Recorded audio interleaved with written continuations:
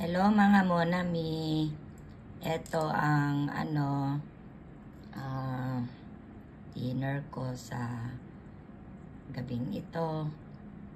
Kamoteng kahoy.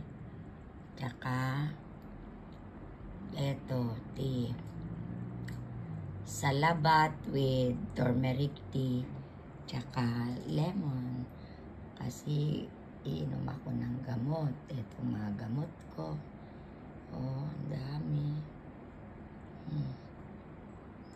Kasi medyo may ubo-ubo ako ngayon dito sa Pinas.